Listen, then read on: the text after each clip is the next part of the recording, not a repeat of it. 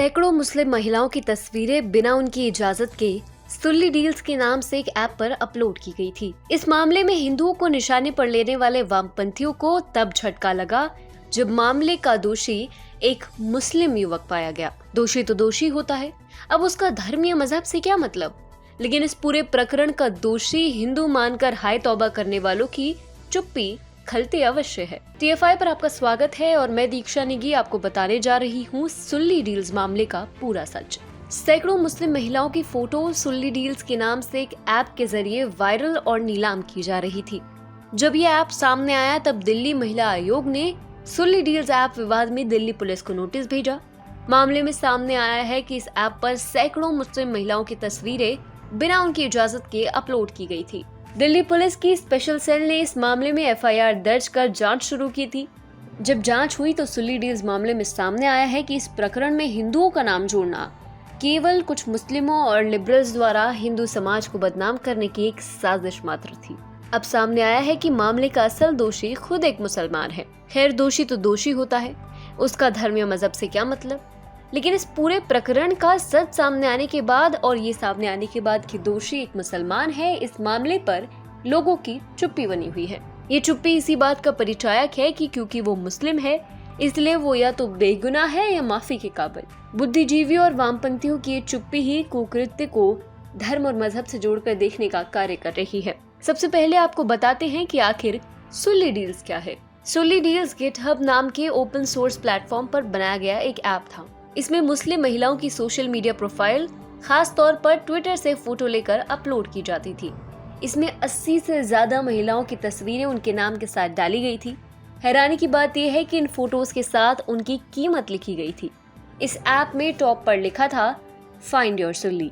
जैसे ही इस पर क्लिक किया जाता था एक मुस्लिम महिला की फोटो, नाम और ट्विटर हैंडल की डिटेल्स सामने आ जाती थी।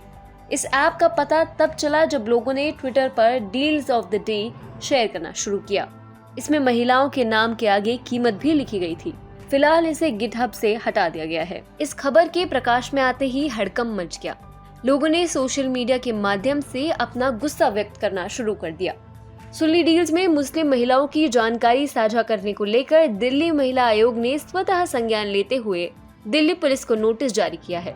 मीडिया में एक खबर आने के बाद आयोग ने इसको लेकर दिल्ली पुलिस से कई डिटेल्स मांगी। दिल्ली पुलिस ने भी IPC की धारा 353 और 354 के तहत FIR भी दर्ज कर ली है। गुस्सा, जांच और कार्रवाई सब कुछ ठीक है ताकि समाज के नृशंस पशुओं की पहचान कर उन्हें कठोर से कठोर तरीके से दंडित किया जा सके। लेकिन इन सारे प्रकरण के दौरान समाज के अंतिम पायदान तक व्याप्त हो चुके गिद्ध समान कुछ तथाकथित बुद्धिजीवी, उदारवादी और वामपंथियों ने हिंदुओं और हिंदुत्व को बदनाम करने में कोई कसर नहीं छोड़ी। मुस्लिम महिलाओं को ऑनलाइन माध्यम से बेचने का मामला था, अतः नैसर्गिक रूप से हिंदुओं को दोषी और नीच ठहराने का कार्य शुरू हो गया।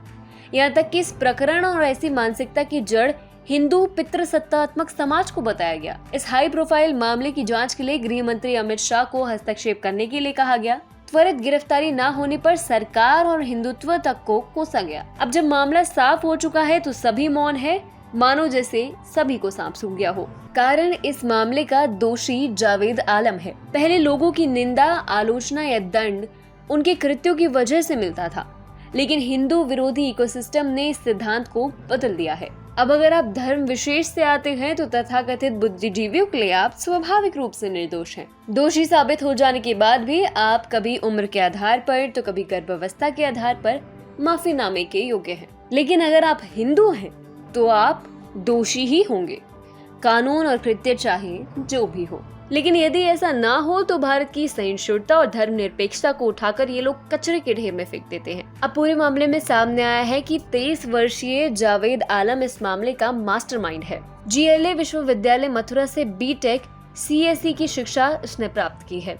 उत्तर प्रदेश के पडरौना में गृह निवास और वर्तमान में एक्सेंचर इंडिया में कार्यरत है। बिना जानकारी के हिंदुओं को कोसने वाले अब पूर्ण जानकारी मिलने के बाद भी मौन है, क्योंकि उन्हें पता है कि दोषी कौन है। जावेद के अलग अलग नामों से 2 ट्विटर हैंडल है। मुख्य रूप से उसका प्रयोजन हिंदू नाम से मुस्लिम लड़कियों को अभद्र और अश्लील संदेश भेजकर उन्हें अपनी हवस का शिकार बनाना था।